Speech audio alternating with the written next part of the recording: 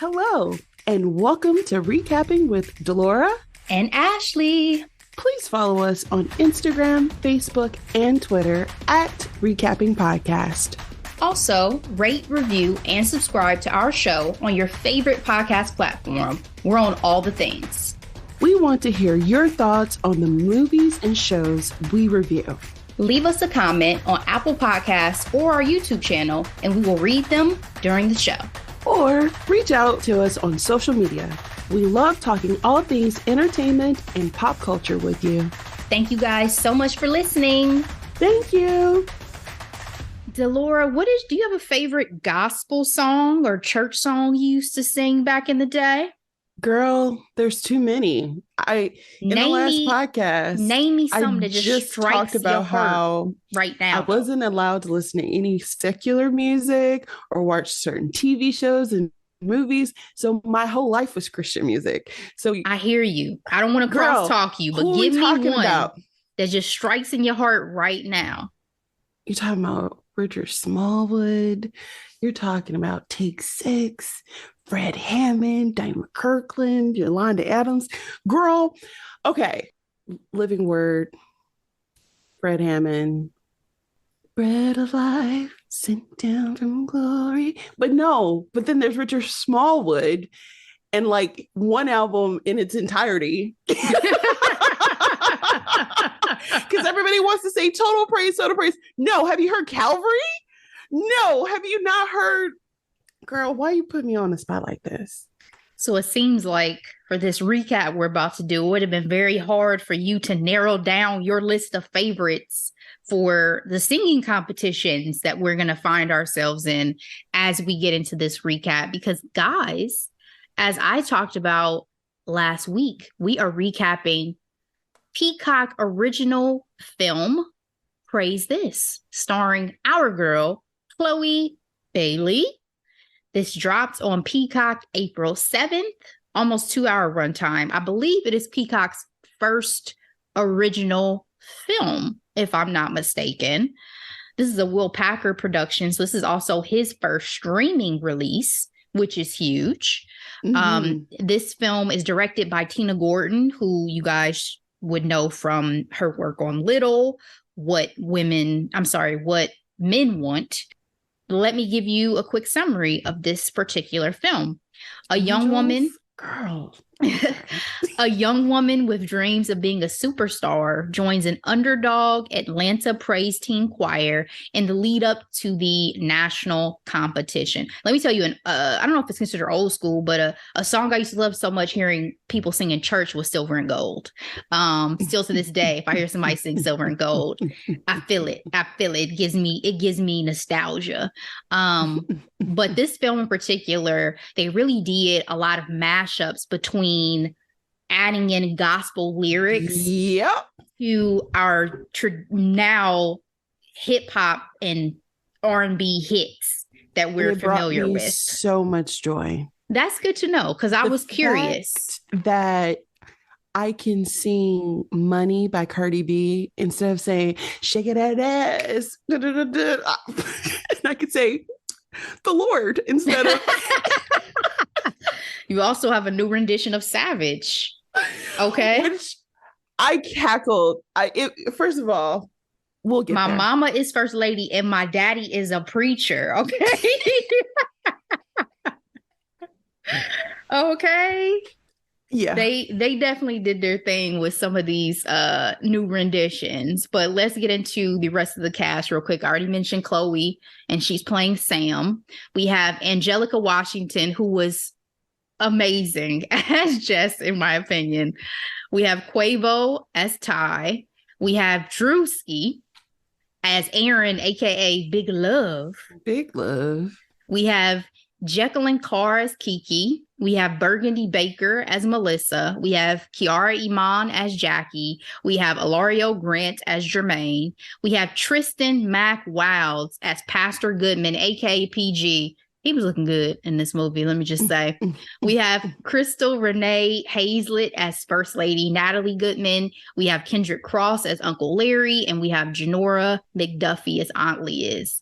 Reviews: 50% critic score currently on Rotten Tomatoes, 83% audience score, 90% of Google users gave this film a thumbs up. Delora, do you have a grade for Praise This? If so, what you got?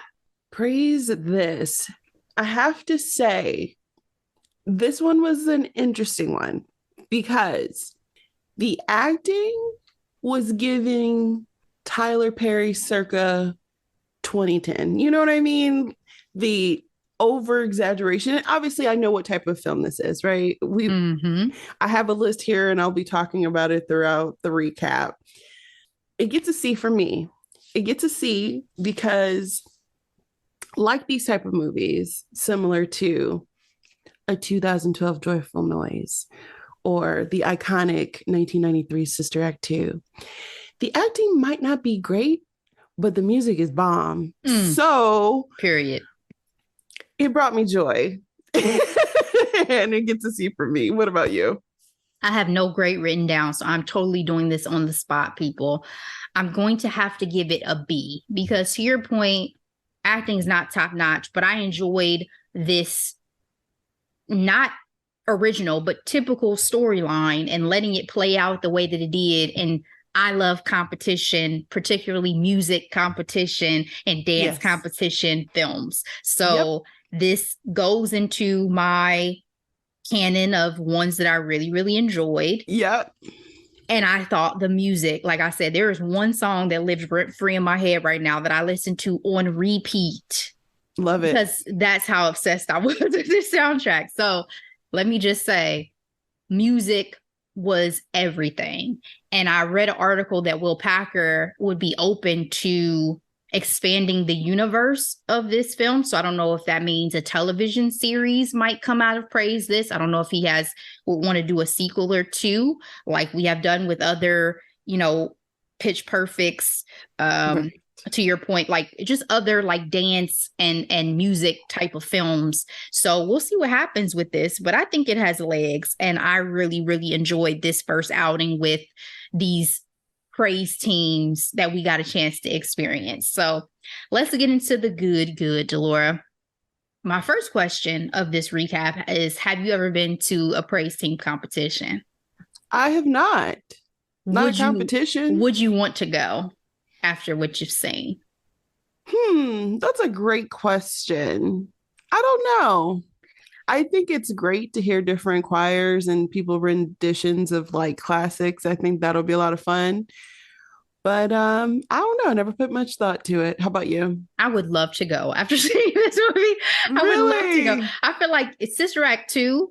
Some of those choirs were so boring that I don't think I would have loved to go to that competition until they were up to perform, right? Because obviously they did their thing. Robes came off. Hey, we flipped it on the stage, Right. But this seems like it is hella entertaining from start to finish, barring the opening competition of this film, right? Exactly. Because that was disastrous. Awful. We had a raunchy rap break, including humping of the stage. We had a fainting. It just was not the best introduction to this world of competitive praise teams. It was extreme. It was ugly.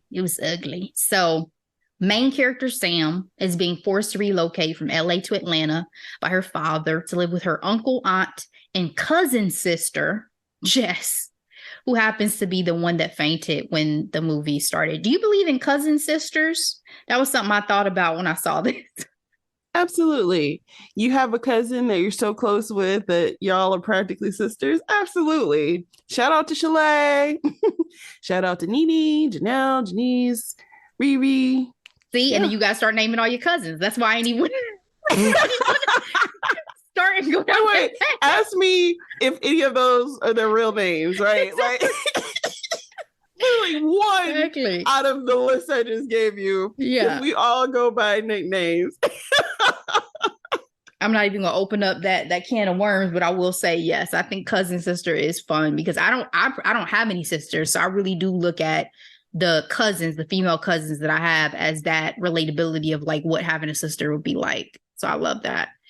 Sam is taking a gap year she's been working on music. She feels like she's been productive, but on the flip side of that, I guess she got arrested, and I guess she's been getting into some shenanigans and some things. Her dad wants her to go to college. She's not having it. She's not happy. She had a funky little attitude when she arrived. What'd you think of Sam's dilemma? You know, I'm very empathetic. And what really stuck out to me was the fact that she is obviously coping in an unhealthy manner since the death of her mother. Right. I was empathetic, but at the same time, I was like, if you so grown, why are you here? If you so grown, why don't you pay some bills and move out on your own?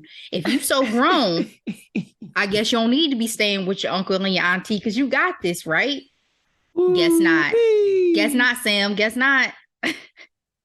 So I'm gonna need you to put a little more respect on your father's name in this particular scenario. But did you appreciate Jess's energy? And I say that because Jess had a lot of it. I didn't like her the first time I watched this movie. Okay, why not? She was doing too much. Absolutely, positively too much. She has such a good heart, though. Her heart was always in the right place. Sure. Clearly sheltered. Did you like her wardrobe? A lot of floral. A lot of floral. I liked her hair. Her skin. That part too, right? She's gorgeous. She's gorgeous. Yes. Agreed. And what was interesting, there was a lot of camera angles that were like really in her face. And I was interested to know like what they were trying to get from that. Because they did more face shots of her than even Chloe. And it's her energy. I think is that she's very in your face. In your face, all encompassing. Yes. Wait. Can it ignore, right? Yes. Like I think I found Jess super endearing. I would not necessarily want to have been the one that she woke up first thing in the morning with a cup of coffee, talking about you got to get up and go to church. That I don't think that strategy would have worked well on me because I'm not a morning person. I would have been very angry, but I get the point. I think she was very endearing. I think that she had Sam's back, which I think Sam needed more than Sam may have said that she needed at that time. And so for those reasons, I really, really liked Jess in this movie. But I need for her to catch a hint, especially when they go over to the house uninvited. I'm like, I need for you. Yeah, but she, again, is trying to be there for her cousin. And to be honest with you, I wish we all had the confidence of Jess.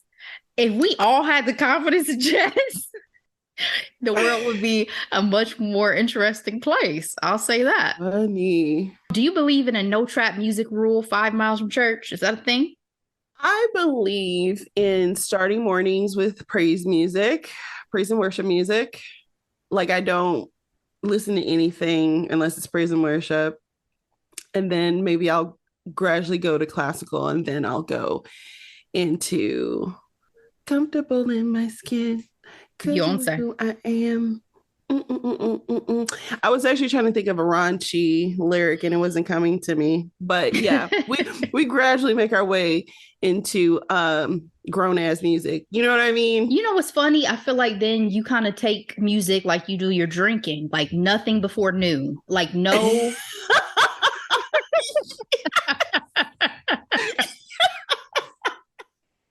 We're going to start this day sober and on the good foot. Jesus. Look to the hills for where my help comes from, okay? Like hilarious. Well, Jess's strategy worked because she got Sam to attend church. Very, very modern vibes that we get in this church, though. It was in a warehouse. There was a party pool pit. There was a skateboard ramp. They also have that praise team that sucked and struggled from the very beginning called the Oil Factory. And a pastor with visible tattoos. A neck tattoo, baby, right in the front. I've never seen it personally.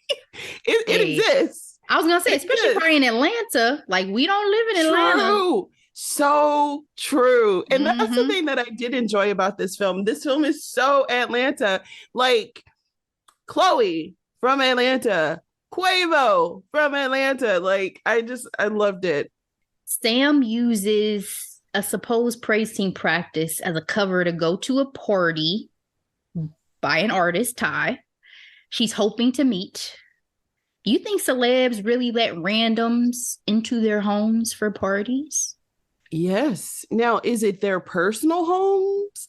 I don't know. It may be a home they may be renting or have solely for partying purposes. That would seem to make more sense to me. This seems like this man's personal residence. And I was like, and it seems like you only have one security guard. Yeah. But Drake absolutely would invite pretty girls to his house, not knowing them. Same man who puts hot sauce in condoms, possibly. Sure. Seemed a little reckless to me, but the strategy worked out. I was chuckling when Jess and Sam hit that dance floor and Jess literally blocked every guy's attempts to get close to Sam with her various dance moves and maneuvers. I know you said you feel like she was doing too much. I was laughing. I thought it was hilarious. Like, Jess it said, y'all not, my cousin's not foreign. Remember she said later in the movie, are you gonna, don't fornicate? Like, that's what Jess said. There will be no fornication on my watch, baby. And Sam got her moment to sing in front of Ty. Unfortunately, the Popo showed up before she could hit the studio with him. Her uncle and aunt forced Sam to join that damn praise team as punishment for lying. What'd you think of our praise team lead, Melissa, when we start rehearsals? That not everybody that's in church is a good person. We all save from something, right? And like that song at the end, try Jesus, not me. She was also somebody who, in my opinion, was in church not for the reasons that one would think one would be in church for. You question her intentions. I get that. I don't think she was trying to catch the Holy Spirit. I think she was trying to catch a man. Period. And so her intentions and her energy were what they were, because she was a tyrant, essentially. Yes. She said our lane is real church music. She didn't want to hear nobody else's input. She was obsessed with old Big Love, even though he wasn't giving her the time of day.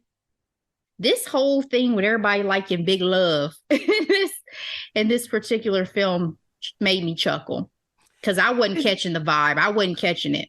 I did not get it. Now, when I tell you, I've seen this in movies before.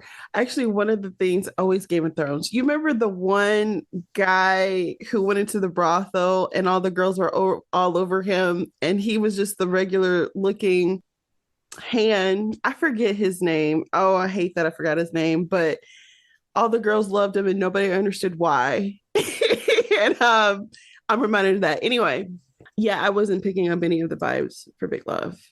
I just chalk it up to he has the bad boy vibes because he is coming in from a life on the streets where he was selling drugs and other things, apparently. So I'm like, maybe that's it. Maybe just steal the women love a bad boy type of vibe. But I wasn't catching it.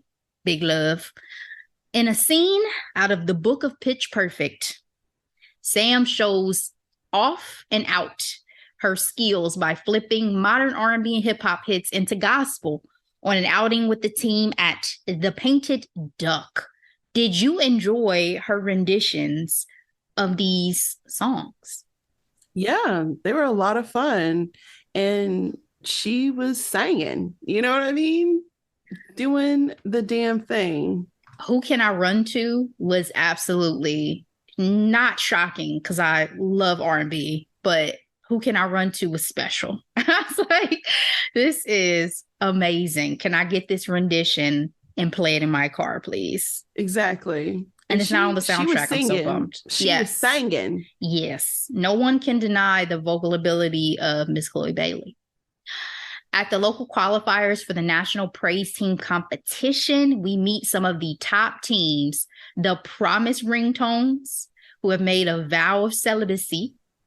Hilarious. They were described by Jess as if Beyonce and Mary, mother of Jesus specifically, had a child. My absolute favorite, the Prodigal Bros, and this version of What a Mighty God We Serve. This is the song I've been telling y'all has been stuck in my head. I watched this scene a couple of times because when I first saw it, I was just floored. It's not just how they look, because I know that was the big thing they made. It's like, oh, these fine men. Yes, their dance moves, everything. But that rendition, how did they not win? How did they not win?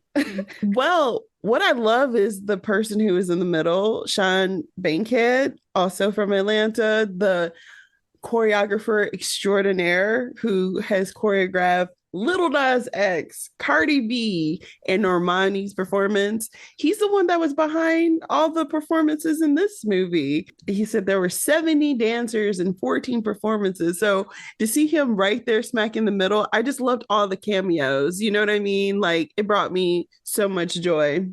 This is why I think I would not be successful in Praise Team is the dancing. The singing, I could do. But the dancing, y'all got to give me some time. Because these were not your everyday dance moves. And I thought that everyone did a fantastic job. But the Prodigal Bros, they have my heart. I'll say that. And then we have the reigning champs. Champion Life, led by Fallon, who actually got paid to join the Praise Team. In my opinion, that's cheating. She's a real life gospel artist too. I believe it. She can sing. I know her song. I think it's called Sunday or Church. One of the two. Love.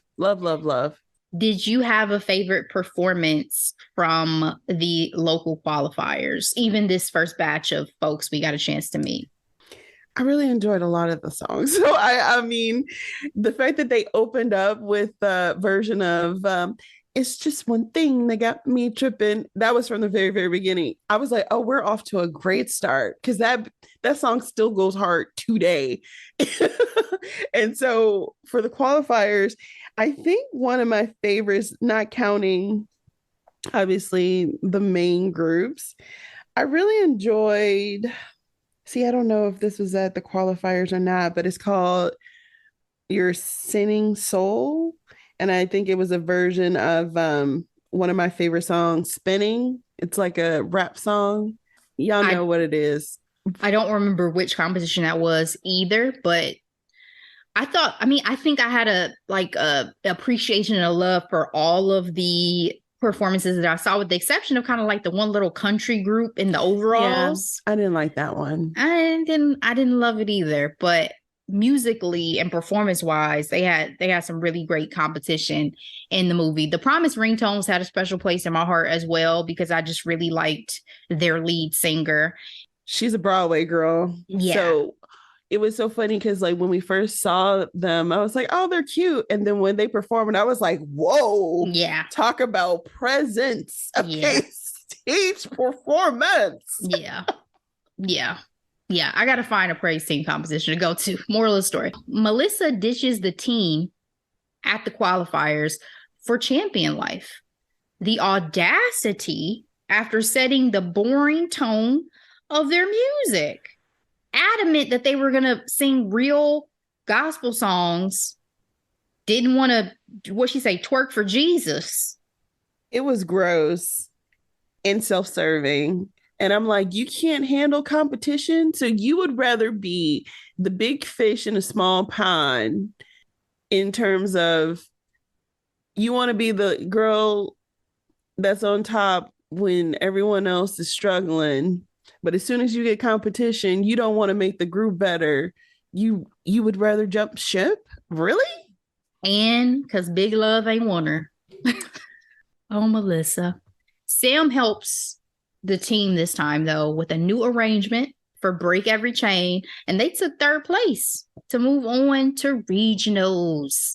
Along with the song, too. It was. Along with the Promise Ringtones and Champion Life. The Trash Talk with Melissa was hilarious. Absolutely. Sam pops up again at Ty's house. Again, this man is way too accessible, in my opinion. And someone said that they had chemistry, and I was like, where? I was going to ask you about that at the end, but we can talk about it now. Was so bad.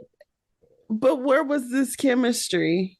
People, even during the red carpet appearances, were trying to say something about them dating or what have you. So I was going to ask you if you thought they had chemistry. I didn't see it either. I think it was just hype for the film.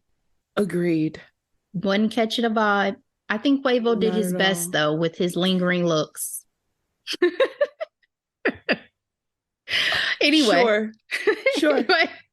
Anyway, this time Sam makes it to the studio and records a track with Ty, and he lets her use it for the competition. Again, he's so benevolent. Like, where are these benevolent, wonderful people in the music industry who help newcomers out in this way? I hope they really exist. Also felt like she was just too thirsty for my liking. I'm like, girl. Remember, he almost kicked her out the house the first time she said she'd do anything. He was like, please see this young lady out. Exactly. Have some standards. Yeah, he said, I don't trust people. If you need to be confident within yourself, I don't trust people who are desperate. So, whew, that's a lesson. Unfortunately, Sam, after seeing the stiff competition, switches the music to a track that Ty did not give them permission to use at the next competition. Threw her whole team off. They did not place. And Ty was in the audience. Girl, I thought he was about to sue her ass. Exactly. And Sam was getting on my final nerve because it was like, okay, yes, you are the most talented in the group, but you are still a group. You got to switch it up. Yes, doing an impromptu performance helped you in the first round of competition, but that's not going to help you win this whole thing. It was really annoying and desperate. Again, the thirst was so high for me, and it's just like, look around, take stock. You're not alone. It's easy to feel that way, but it was just gross how she stole his production like that. It was also just not wise, because when I was thinking, even if he was not personally there, social media, hello, somebody was going to record it, put it on these internets. He was going to find out and could sue you. At the worst, at the least, you've ruined that working relationship with a superstar artist. Because she was so short-sighted. And I don't even know what was driving her at this point, at that very moment, because she was getting the things she wanted and she had not been that invested in them winning. So I'm not sure what propelled her in that moment, but definitely unfortunate on her part. In a turn of events, though, the oil factory gets their shot at nationals after the promised ringtones dropped out. Their lead singer, who we love, Kelly, had her sex tape leaked. That's what made their whole situation hilarious. Oh, promise ring for Jesus. Lead singer, a hoe. No, I'm joking. I think we know from the Jonas Brothers that promise rings mean nothing. They don't work. They don't work. I also think it's a lot of pressure. It's a lot of pressure. Yes. To say that the way I felt even last week is going to be the way I feel today. Not last week. Yes, my understanding of sex is so different. So different from 18-year-old me to present day. Yeah.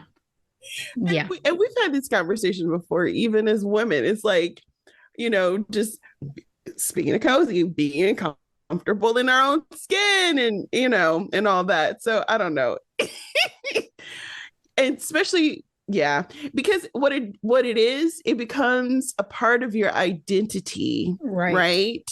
And then you associate sex with shame and guilt, and therefore you're unable to fully explore what that part of humanity is supposed to be like.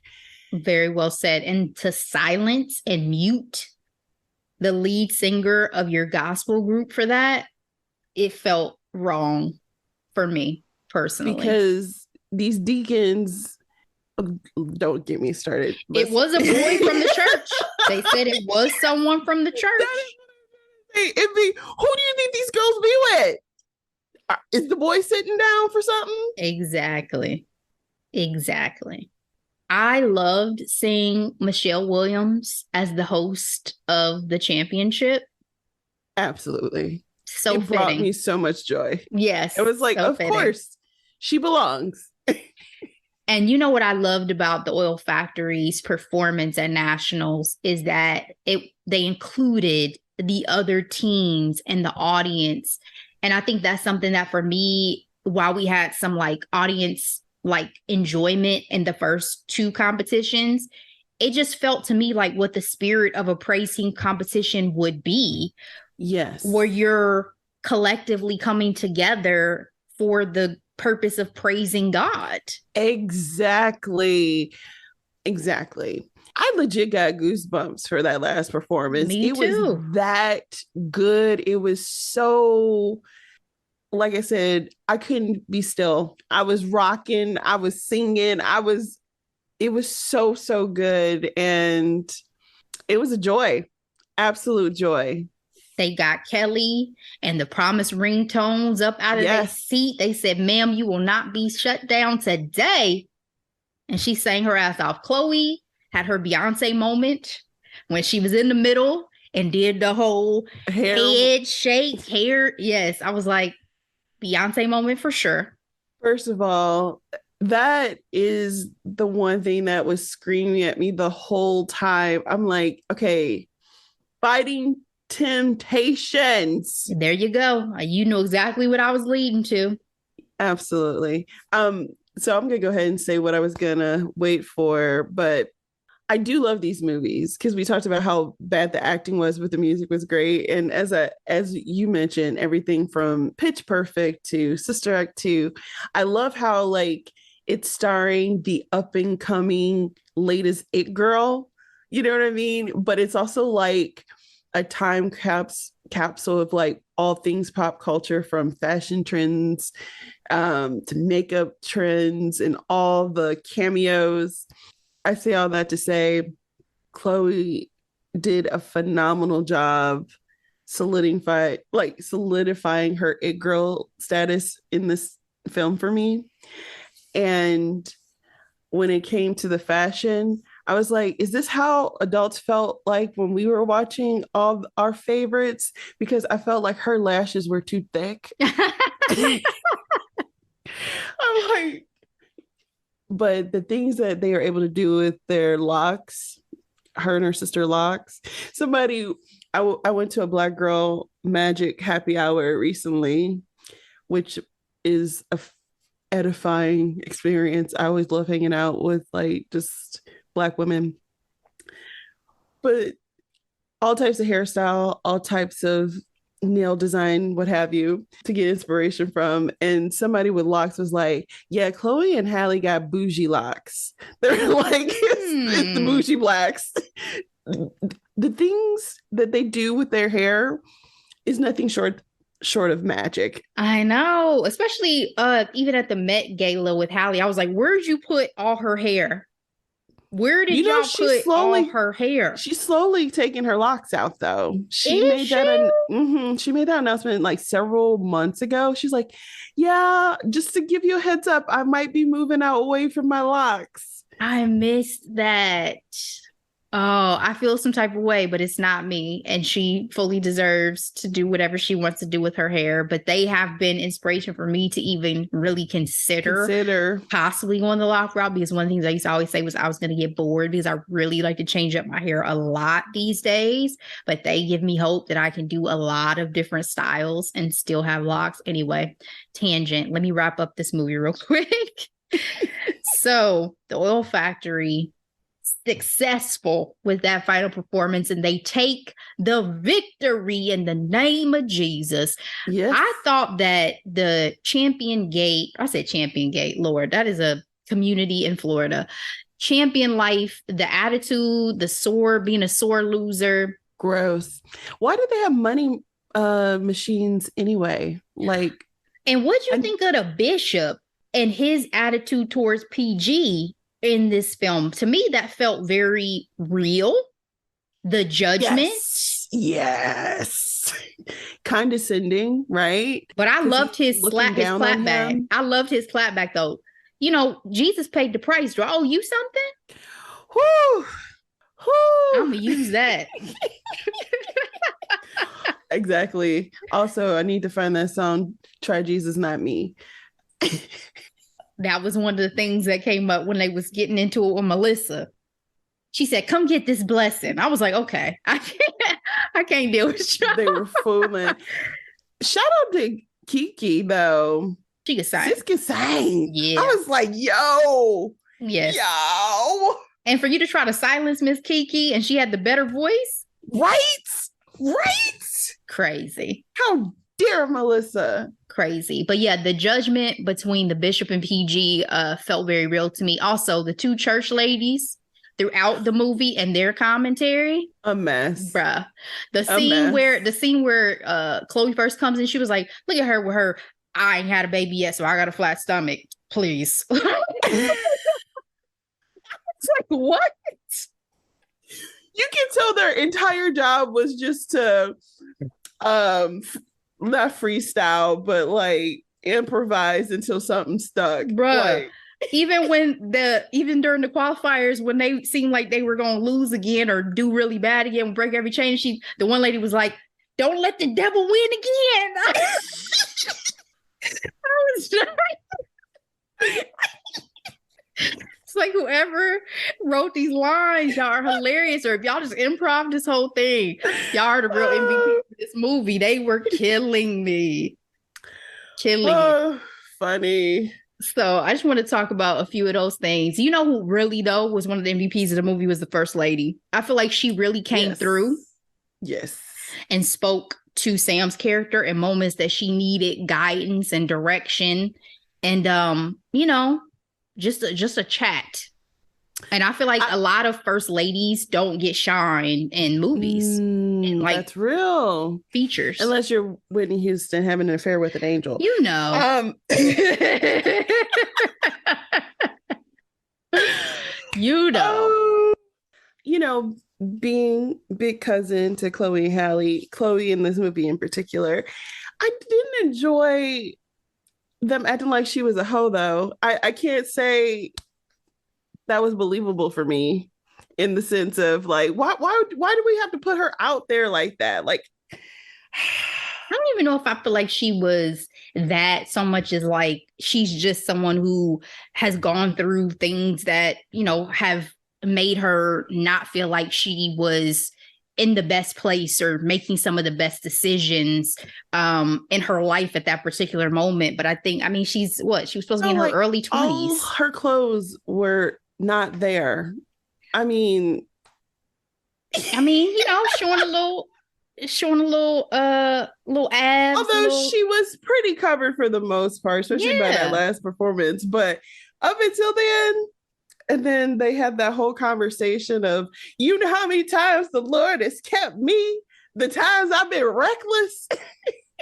Reckless by church standards, in my opinion, because by everyday life standards, I'm sure it's quite tame compared to some things that one can get into in this world. Yeah. And that was another reason why I also, with this movie, it definitely spoke to a demographic when it comes to like Black folks who grew up and who have been a part of the church. So the praise dancing parts were a little bit like, I don't know how funny this is because I'm not really like, I don't know. I don't like to play with stuff like that. But it also, they were doing too much at times. But I think that went with the overall direction of this particular film. Yeah, I want to speak to a little bit what I heard Will Packer say about his thoughts about the content of the movie, and being that this was really supposed to appeal to the folks who may have never gone to church or have been to church one time and are, you know, of a certain age, like 20 somethings and things like that, to get an understanding of like their, not just their perspective, but also leading them to understand that there's not just one particular path or place to go to have a relationship with God, because God does not just live in one pastor's message, in one church home, in one church, period. Like, you can find your path in other ways. So I think that was an important part of the messaging they were trying to get across. And also that he wanted to make regular churchgoers uncomfortable. Like he said, he said this movie does not make church folks uncomfortable, I did not do my job. So take with that what you will, folks. Delora, did you have any particular messages that you took from this film, and what are your final thoughts? I guess I can see the positive of like representation of different types of church people, right? The ones who were very traditional to the ones who didn't pretend like they didn't know Savage made by Meg Thee Stallion and Beyonce. Because those are the church people where I'm just like, you ain't got no radio or TV. Like, why y'all acting like these songs don't exist? You know what I mean? So in some ways, it kind of reminds me of like taking a spoonful of sugar with your medicine, in terms of like, you have these popular beats, but and also I like the lyrics, because I believe in like what you're saying about yourself. So you're able to enjoy the production of these songs with fun lyrics, you know what I mean? So I liked that about the movie. And I also like that they showed people coming from all types of backgrounds working together for this common goal, specifically with Sam's group, from the former quote unquote drug dealer to the church girl and everyone else in between, right? Yep. All right. Well, guys, that is it for our recap of Praise This. Hope you enjoyed it. Again, you can find this on Peacock if you have not gotten a chance to watch it yet. And also, I would encourage you to go out and listen to that good old soundtrack. All right, Delora. It's really good. It is so good. What you got for Hidden Gems this week? All right. So for Hidden Gems, I have two. So for the first one, it's a podcast. Last week on social media, there was a clip going around from the actress who played Chelsea from That's So Raven, sitting down talking to Christy Carlson Renano. We know her from her work on Even Stevens Disney Channel. She sat down with Anneliese Vanderpol and talked about substance abuse and child acting. And man, oh man, it was a fantastic conversation. Christy is like one of the leading voices of child actors and like their experiences. And like, she has a YouTube channel and now this podcast where she gives space for other people that we grew up with to talk about their experiences and ways that the industry could do better when it comes to children in the acting field. And yeah, I don't want to keep calling this lady Chelsea, but Chelsea from That's So Raven, talked about her struggles and talked about her relationship with Raven, which was fascinating. And it was just a really good conversation, and I highly recommend it. My second hidden gem is from a new R&B artist. Her name is Alex Vaughn, and she has this single called So Be It. She can sing. She really can sing. And so since this is a movie all about singing, I just wanted to highlight this particular song, because it's like she's giving me, I'm talking about the type of song, it gives me Keisha Cole vibes, you know what I mean? Like, So Be It. It kind of reminds me of like Keisha Cole in one of her mini anthems, like, you know what? It is what it is. I'm going to be caught up in this rain with my red dye.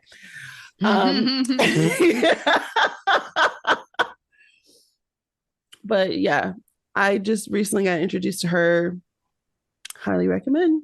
Ashley, what are your hidden gems? So none of my gems are hidden. Particularly, I just yes wanted to talk about these three. They're kind of hot. First one is Bel Air, bro, because I just got Peacock for the sake of this recap and binged the hell out of both of these seasons that are currently available. So good. What a beautiful cast. I love them and the takes on these characters, beloved characters for us, given that we grew up with the original sitcom. The only person I've struggled with a bit is Carlton. I'm not going to lie. I knew you were going to say that. Yes, I've struggled a bit with this version of Carlton, but I really do love this cast. Like, even down to Jazz. Like, I love... How's Coco? Love Coco.